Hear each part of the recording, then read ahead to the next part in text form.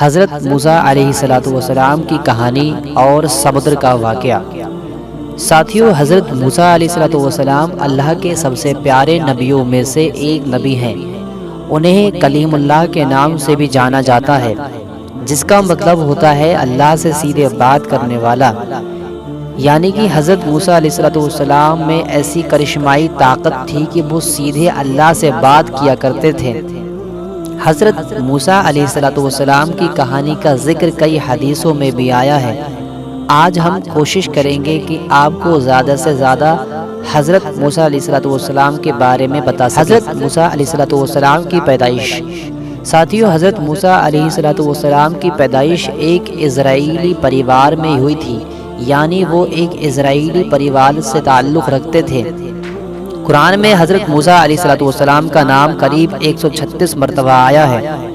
اللہ نے حضرت موسیٰ علیہ السلام کو اسرائیلی لوگوں کو ہدایت دینے کے لیے نبی بنا کر بھیجا تھا۔ اس وقت وہاں کے لوگ فرعون کی پوجا کرتے تھے۔ فرعون مصر کا ایک طاقتور بادشاہ تھا۔ لوگ اللہ کو نہ مان کر فرعون کو ہی خدا مانتے تھے۔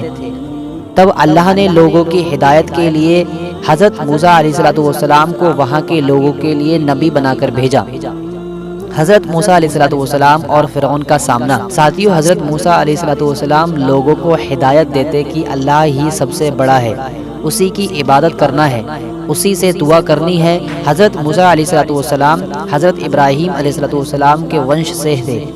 جیسا کہ ہم نے پہلے ہی بتایا ہے کہ حضرت موسیٰ علیہ السلام اسرائیلی پریوار میں پیدا ہوئے تھے۔ اسرائیلی لوگ جو کہ یہودی تھے، جن کے 12 قبیلے تھے، یا کہیں یہودیوں کا سموہ جنہیں حضرت اسرائیل بھی کہا جاتا ہے، جن کا انگریزی نام جیکب تھا، ان سے تعلق رکھتے تھے۔ اس وقت بنی اسرائیل لوگ زمین پر سب سے اچھے لوگ تھے، لیکن مصر کے لوگ ان سے نفرت کیا کرتے تھے۔ اس وقت مصر کے طاقتور راجہ فرعون نے سارے بنی اسرائیل لوگوں کو اپنا غلام بنا کر رکھ دیا تھا۔ ان سے بہت کام کروایا جاتا تھا، ان پر ظلم کیا جاتا تھا، ان کی عورتوں سے ہر وہ کام کروایا جاتا تھا جو فرعون چاہتا تھا۔ فرعون ایک بہت بڑا گھمنڈی راجہ تھا۔ وہ اپنے آپ کو خدا مانتا تھا اور اسرائیلی لوگوں پر بہت ظلم کیا کرتا تھا۔ ساتھیوں، جب حضرت موسیٰ علیہ السلام پیدا ہوئے، اس وقت بھی فرعون کا مصر کا راجہ تھا۔ حضرت موسیٰ علیہ السلام کے پیدا ہونے کے بعد کی کہانی۔ ساتھیوں، حضرت موسیٰ علیہ السلام کے دنیا میں آنے سے پہلے فرعون کو کسی نے خبر دی تھی کہ بنی اسرائیل لوگوں میں سے ایک لڑکا جلد ہی پیدا ہونے والا ہے۔ اس کے پیدا ہوتے ہی فرعون کا سارا سامراجیہ ختم ہو جائے گا۔ یہ بات سن کر فرعون گھبرا گیا اور اس نے اپنی سینا کو آدیش دیا کہ ہر بنی اسرائیل کے گھروں کی تلاشی کرو اور جہاں بچہ دکھ رہا ہے اسے مار دو۔ فرعون صرف بیٹوں کو مارنا چاہتا تھا، بیٹیاں ہونے پر وہ انہیں چھوڑ دیتا تھا۔ فرعون کا آدیش ملتے ہی سپاہی بنی اسرائیلوں کے گھر میں تلاشی کے لیے نکل پڑے اور ایک ایک کر کے ان کے بچوں کا قتل کرنا شروع کر دیا۔ جب حضرت موسیٰ علیہ السلام کی ماں کو اس بات کی خبر لگی تب وہ بھی ڈر گئی۔ تب اللہ سے ایک پیغام ان کو آیا کہ تو اسے ایک ٹوکری میں رکھ کر نیل ندی میں چھوڑ دے، اس بچے کو کچھ نہیں ہوگا۔ اللہ کے حکم کے مطابق انہوں نے آپ یعنی حضرت موسیٰ علیہ السلام کو ایک ٹوکری میں گھر کے پیچھے نیل ندی میں چھوڑ دیا۔ ندی میں رکھتے ہی ٹوکری بھی بہنے لگی۔ ٹوکری ندی میں بہہ کر فرعون کے محل تک جا پہنچی۔ ٹوکری کو دیکھتے ہی فرعون کے سپاہیوں نے حضرت موسیٰ علیہ السلام کو ٹوکری سے نکالا اور فرعون کے پاس لے گئے۔ محل پہنچتے ہی فرعون کی بیوی نے آپ یعنی حضرت موسیٰ علیہ السلام کو پہچان لیا اور کہا کہ یہ بنی اسرائیل کے گھر کا ہی بیٹا ہے جس سے ہمیں خطرہ ہے۔ فرعون آپ کو اسی وقت مارنا چاہتا تھا، لیکن فرعون کی بیوی نے کہا کہ اسے مارو مت، اس کے زندہ رہنے سے ہماری آنکھوں کو ٹھنڈک ملتی رہے گی کہ ہمارا دشمن ہمارے سامنے ہی ہے اور ہماری قید میں ہے، ہو سکتا ہے یہ ہمارے لیے خوش نصیب بچہ بنے۔ فرعون نے اس کی بیوی کی بات مان لی اور آپ کو اپنے محل میں رکھ لیا۔ ساتھیوں، جب آپ کو بھوک لگتی تھی تب فرعون نے اس کے یہاں کام کرنے والی عورتوں کو بلایا اور کہا کہ اس بچے کو دودھ پلاؤ، یہ بھوکا ہے اور رو رہا ہے۔ لیکن اللہ کی قدرت دیکھو، کوئی بھی عورت آپ کو دودھ نہیں پلا پا رہی تھی، ساری عورتیں دودھ پلانے میں ناکام رہیں۔ فرعون سمجھ گیا کہ یہ کوئی معمولی بچہ نہیں۔ پھر دودھ پلانے کے لیے آپ کی ماں کو تلاشا گیا اور تلاش کر کے آپ کو دودھ پلایا گیا۔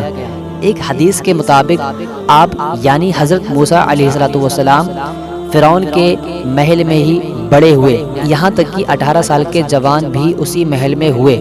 آپ نے حضرت شعیب کی بیٹی صفورہ سے شادی بھی کی تھی۔ حضرت موسیٰ علیہ السلام نے بڑے ہو کر لوگوں کو سمجھایا کہ فرعون کی پوجا کرنا بند کرو اور ایک اللہ کی عبادت کرنا شروع کرو۔